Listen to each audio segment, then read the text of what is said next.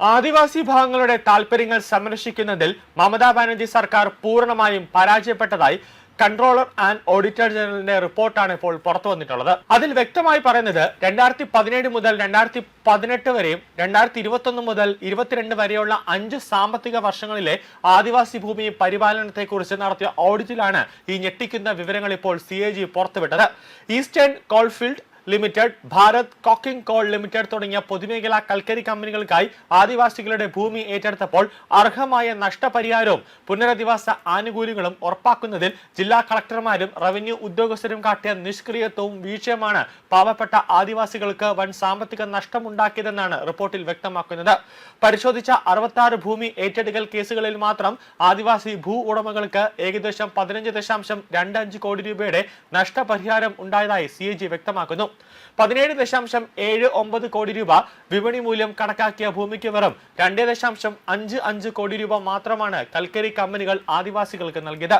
അതായത് വിപണി മൂല്യത്തിന്റെ 85.68% തുക കുറച്ചു നൽകി.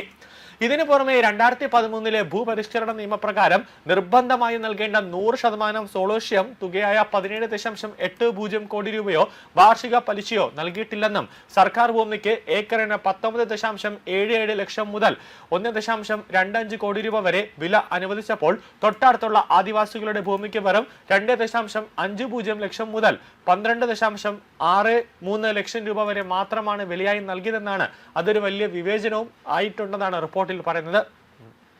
ഭൂമിക്ക് ഏറ്റെടുക്കലിന് മുമ്പ് നടത്തേണ്ട സാമൂഹ്യ ആഹ്ലാദ പഠനങ്ങളോ അർഹരായവർക്ക് തൊഴിലും കൃഷിഭൂമിയും ഉറപ്പാക്കുന്ന പുനരധിവാസ പദ്ധതികളോ കൃത്യമായി നടപ്പിലാക്കിയിട്ടില്ല. കൂടാതെ ഇടനിലക്കാർ വഴി ആദിവാസികളുടെ ഭൂമി തുച്ഛമായ തുകയ്ക്ക് തട്ടിയെടുക്കുന്നതിനും നിയമപരമായ പരിധികൾ ലംഘിച്ച് ഭൂമി സ്വകാര്യ കമ്പനികളുടെ കയ്യിലേക്ക് എത്തുന്നതിനും സംസ്ഥാന റവന്യൂ സംവിധാനം നിശബ്ദ അനുമതി നൽകിയതായി ആരോപണമുണ്ട്. വനാവകാശ നിയമപ്രകാരമുള്ള ആദിവാസികളുടെ അപേക്ഷകൾ തള്ളിക്കളഞ്ഞിട്ടില്ലെന്നും ടോട്ടോ ബിഹോർ തുടങ്ങിയ പ്രത്യേക പാർശ്വവൽക്കരിക്കപ്പെട്ട ആദിവാസി സമൂഹങ്ങൾക്ക് താമസാവകാശം നൽകുന്നതിലും സർക്കാർ വീഴ്ച വരുത്തി.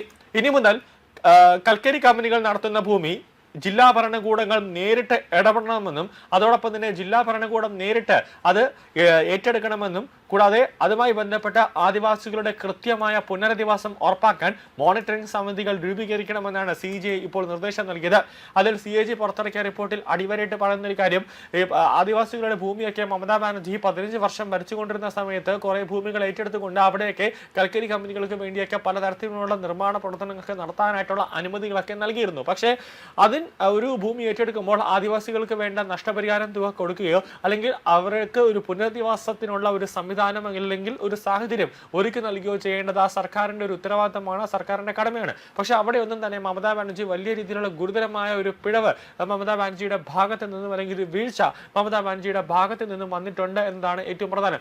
ആദിവാസികളുടെ ഭൂമി സർക്കാർ ഏറ്റെടുക്കുമ്പോൾ അവർക്ക് വീടുകൾ അടക്കം നഷ്ടപ്പെടും. അവരുടെ വീടുകളൊക്കെ പൊളിച്ചുകൊണ്ടായിരിക്കും ഒരു നിർമ്മാണം അവിടെ നടക്കുന്നത്. അപ്പോൾ അവരിനി അടുത്ത എവിടെ പോയി താമസിക്കുമെന്ന് ഒരു ചോദ്യം ആദിവാസികൾക്കുണ്ടായിരുന്നു. അതിന് കൃത്യമായ ഒരു മറുപടി അല്ലെങ്കിൽ കൃത്യമായ അവരുടെ ബുദ്ധിമുട്ടുകൾക്ക് ഒരു പരിഹാരം, ശാശ്വതമായ രീതിയിലുള്ള ഒരു പരിഹാരം കാണാൻ അന്നത്തെ മമതാ ബാനർജി സർക്കാരിന് കഴിഞ്ഞില്ല എന്നാണ് ഇപ്പോൾ CAG പുറത്തിറക്കിയ റിപ്പോർട്ടിൽ വ്യക്തമായി പറയുന്നത്. അതായത് മമതയുടെ ഭരണത്തിൽ പണക്കാർക്ക് മാത്രം ഒരു വസന്തമായ ഒരു കാലമായിരുന്നു അല്ലെങ്കിൽ ഒരു നല്ല കാലമായിരുന്നു, പക്ഷെ പാവപ്പെട്ടവർക്ക് അതൊരു നശിച്ച കാലമായിരുന്നു എന്നാണ് CAGയുടെ റിപ്പോർട്ടിൽ നിന്നും വ്യക്തമാക്കുന്നത്.